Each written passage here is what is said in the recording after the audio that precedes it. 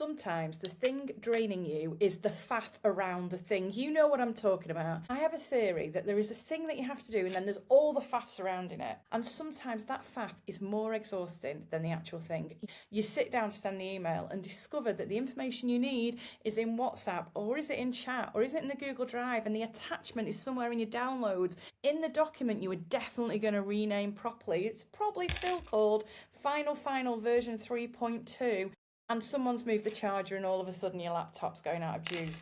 You decide to go for a walk, but your trainers are upstairs. Your headphones are flat, no one's charged it up, and by the time you've located everything, you've somehow ended up emptying the dishwasher instead and putting the laundry in. None of these things are particularly difficult. It's all the load. But blimey O'Reilly, can it make life feel harder than it needs to? I've been thinking about this a lot as I've been developing my human scaffolding work. Because one of the 6 layers that we work on is our environment. Not simply where you live or work, it's the stuff around you that either helps you do what you want to do, what you need to do, or creates friction every single blinking step of the way. Those external factors alter your internal potential. So what I'm asking you to do is first notice. Notice what's going on. We're really quick to make an internal diagnosis when something feels harder than it should. I need to be more organised. I need to focus. I need to get my act together. I need more energy, maybe. But before you start giving yourself another performance review, followed by a little bit of a self-sabotage sandwich with a filling of all the shoulds, have a nosy about what is happening all around you. Your environment will shape your behaviours. If the useful thing is easy to access, easy to remember, easy to begin, you've reduced some of the effort, some of the friction required to do it.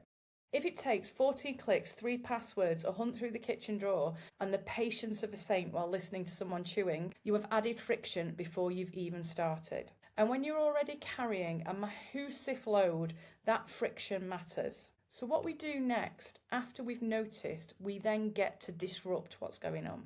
This is where your human scaffolding system becomes our practical application.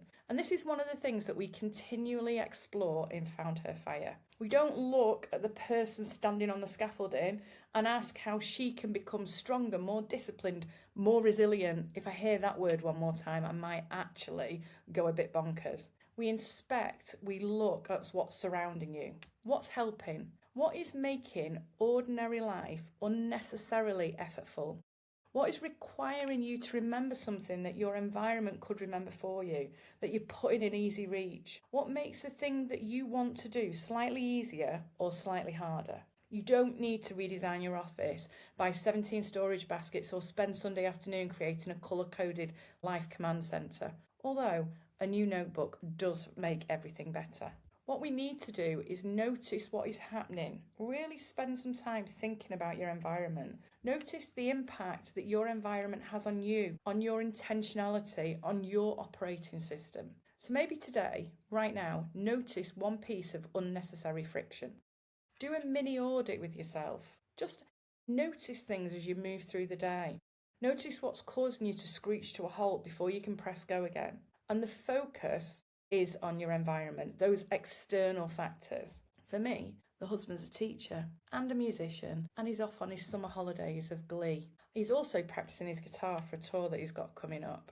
And that external factor, that noise that is going on continually, is sending me west. That additional noise, someone else in my space while I'm working, writing proposals. What that means is I need to change my environment to minimise my disruption. Noticing one thing can be tough because your environment has so many colliding factors, whether you're office-based or working from home. So what I'm suggesting is you just notice and disrupt one practice. Run one tiny experiment, not on the biggest problem in your life, but something that's irritatingly ordinary.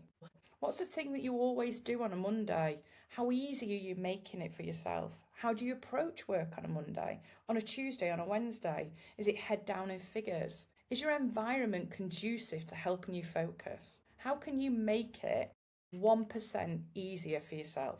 And then it's about practice. Practicing what it could look like. Practicing what it might be if you move something, save something, leave something ready. Switching your environment to suit you for the impact that you need to make that is going to gift you the energy rather than draining the living bejesus out of you. And then see what happens. This is not about creating a perfect system, it's an experiment. Did reducing a tiny bit of friction make your behaviour easier? If yes, keep it. If not, bin it. You've learned something. That's what practice is. That's how we crack on purpose. Sometimes we don't need to try harder.